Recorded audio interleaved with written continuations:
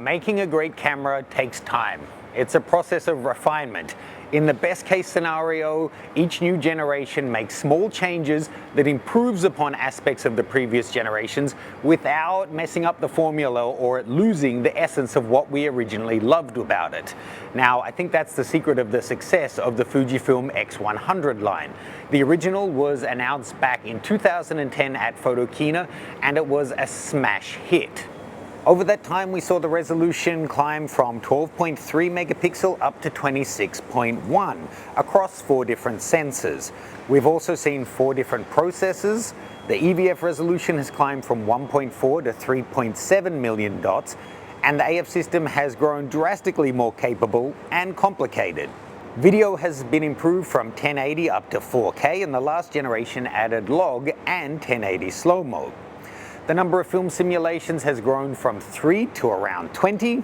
Battery life is improved, better connectivity, and crucially, the size, weight, and price has remained relatively unchanged. Now, looking at the Mark VI versus the Mark V, physically there's very little to differentiate them in the hand, but there are 4 major top-line updates crammed into this new guy, and each of them, to be honest, is a bit of a double-edged sword. There's also one major point that they haven't updated that I think they really should have. Let's talk them through one by one.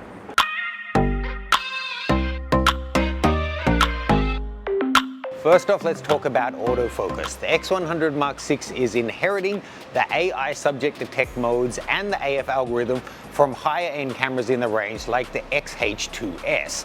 It now has all of the different subject detect modes. It's a regular John Candy film of planes, trains, automobiles, bikes, people, cats, and animals. Now, whether you consider this extra functionality as great and an advancement or just unnecessary faff is really going to come down to how you like to interact with your camera. For some street photography purists who are still hyperfocal or zone focusing, they'll likely find all these additions a bit of an unnecessary pain. But for most users, they'll be welcomed. You can, of course, turn them off and manually focus the camera anyway. In my tests doing street and portraiture as well as pet photography, the autofocus is definitely a step ahead compared to the Mark V. It does, however, have that issue that I've found on every Fuji camera that I've tested, that it's detecting subjects' eyes and faces in the background that simply aren't there. It was, however, noticeably less common on the Mark VI.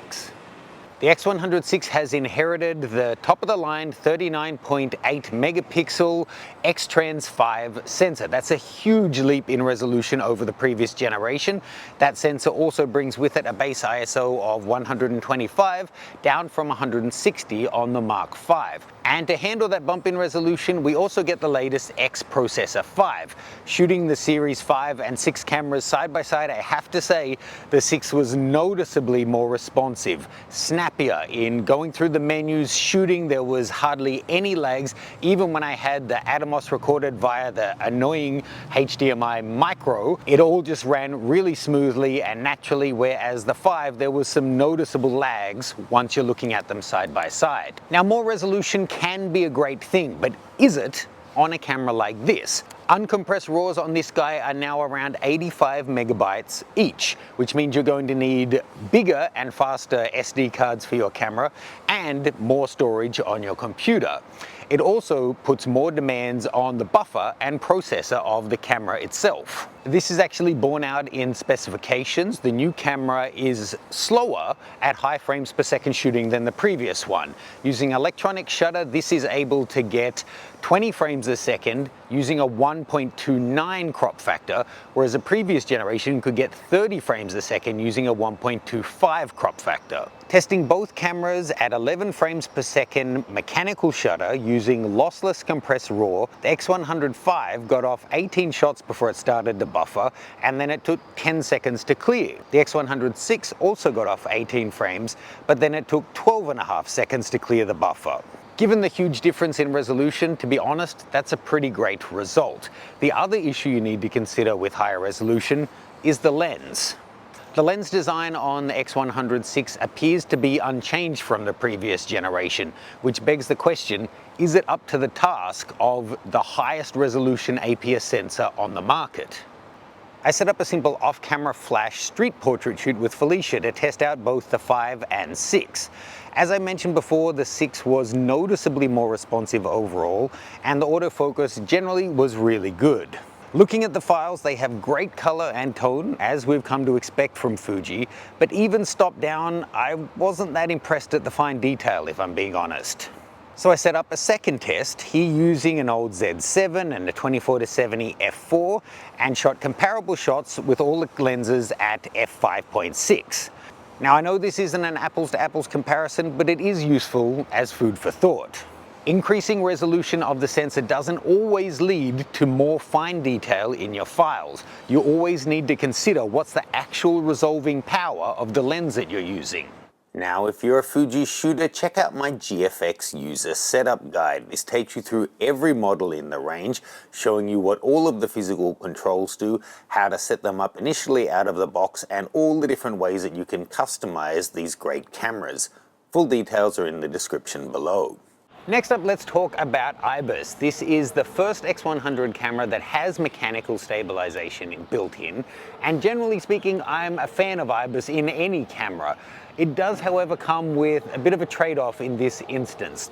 IBIS being mechanical, it has to add size and weight to your camera unless they've removed something. And for this camera in particular, I think that's an issue. It may seem unfair to single out this line, but something that makes the X100 so classic and so loved is their dimensions, their ergonomics, and their weight, which really hasn't changed over the past 14 years. I think it only increased 10% in weight over the first 5 generations. Now, I don't have the official spec sheet, they haven't provided that to me, but it's noticeably heavier in the hand than the Generation 5. And another thing I note that unlike some of the other IBIS systems on the market that lock when the camera is turned off, this one definitely doesn't. You get that unnerving, wobbling, clanking feeling of the sensor moving around when you're working with the camera, but it's not switched on. So I did go out and test it using good hand-holding technique. I was able to get plenty of shots in good sharp focus without movement at 1/8 of a second, several at 1/4, and even just a handful of them at 1/2 a second.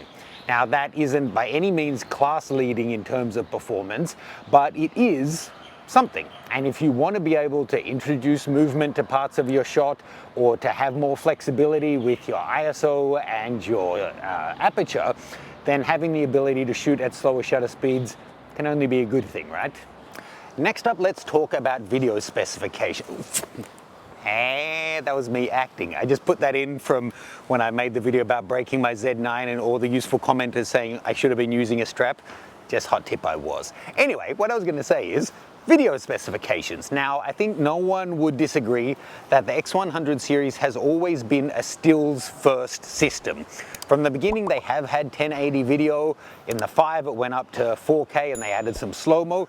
This guy, thanks to the new sensor, is now doing 6.2K 30 frame per second video. I tested it, it looks really nice. Is it going to get used a whole hell of a lot? I have a feeling that the Fuji users, a lot of them couldn't care if it was there or not. Some would like to see it gone altogether. But if you are a Fuji video shooter, having the ability to pop this in as just one of your cameras when you need it at a pinch into your production and have it blend nicely on the timeline with your other cameras, it can only be a good thing. In terms of how it actually does in that 6.2K, I tested it in a 20°C room, and after 7.5 minutes, I got the standard temperature warning. At 10.5 minutes, we got the high temperature warning, and then at 13 minutes and 20 seconds, it completely shut down and overheated. In terms of what hasn't changed, it's pretty much everything that I haven't mentioned. The single card slot, the 23mm f2 lens, the EVF and viewfinder resolution, the battery type, connectivity, it's all essentially the same as the Mark V.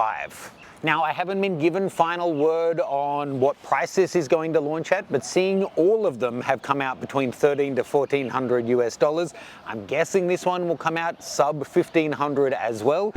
Hey folks, just jumping in here in post, I just got word that the final pricing is actually going to be $1,600 US, and I'm kind of torn about it. I'm in two minds. Let me know your thoughts on this. From the customer point of view, it seems a bit steep. From the X100 to the X100V, we only only saw a $100 price increase, and now in one generation we're seeing a $200 increase at the same time that they're moving production from Japan to China.